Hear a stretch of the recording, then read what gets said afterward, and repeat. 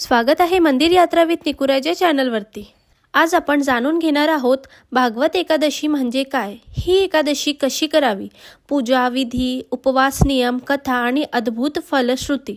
ही एकादशी योग्य प्रकारे केली तर पापांचा नाश होतो, विष्णू कृपेने जीवनातील अडथळे दूर होतात आणि वैकुंठ प्राप्तीचा मार्ग मोकळा होतो। व्हिडिओ शेवटपर्यंत नक्की बघा। भागवत एकादशी ही भगवान श्री विष्णूंना अत्यंत प्रिय अशी तिथी आहे। भगवत म्हणजे भगवान विष्णू। या दिवशी अन्नत्याग, संयम आणि भक्ती हेच खरे व्रत आहे। पुराणांमध्ये सांगितलेले आहे, एकादशीला अन्न खाणारा माणूस पापांचा भोगी होतो। मग हा व्रत कसा करावा? भगवत एकादशी व्रत का करावे? त्याने पापाचा नाश होतो, वंशदोष, पितृदोष कमी होतो, घरात सुख शांती येते, मनोकामना पूर्ण होतात, मोक्ष मार्ग सुलभ होतो। श्रीकृष्ण म्हणतात, माझ्या भक्तांनी एकादशी केली तर मी त्यांचे स्वतः रक्षण करतो। मग या व्रताची तयारी आदल्या दिवशी कशी करावी? दशमीच्या दिवशी सात्विक भोजन, कांदा, लसूण, मांस वर्ज्य आहे। रात्री हलके भोजन किंवा फलाहार करावे।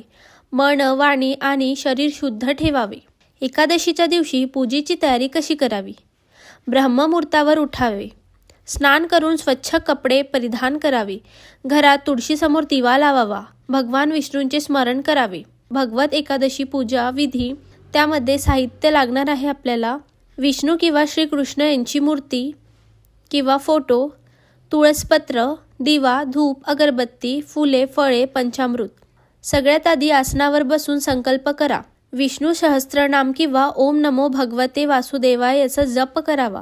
तुळस अर्पण करावे, नैवेद्य फळे किंवा उपवासाचे पदार्थ करावे, आरती म्हणावी, जय देव जय देव जय श्री विष्णू ही आरती आपण म्हणावी।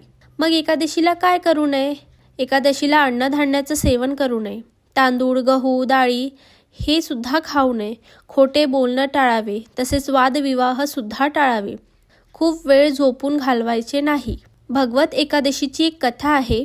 एकदा एका गावात एक गरीब ब्राह्मण राहत होता। त्यांच्याकडे काहीच नव्हते, पण तो निष्ठेने एकादशी व्रत करायचा। एकदा संकट इतके वाढले की त्याच्याकडे उपवासासाठी फळ सुद्धा नव्हते, तरीही त्याने उपवास मोडला नाही। रात्री श्री विष्णूंनी स्वप्नात दर्शन देऊन सांगितले, तू माझ्यावर विश्वास ठेवला, मी तुझ्या सर्व दुःखांचा अंत करीन। दुसऱ्या दिवशी त्याचे जीवन बदलले। भगवत एकादशी व्रताचे पारण कसे करावे? द्वादशीच्या दिवशी करावे। सूर्योदयानंतर तुळस जल घेऊन सात्विक भोजन घेऊन याचे पारण करावे।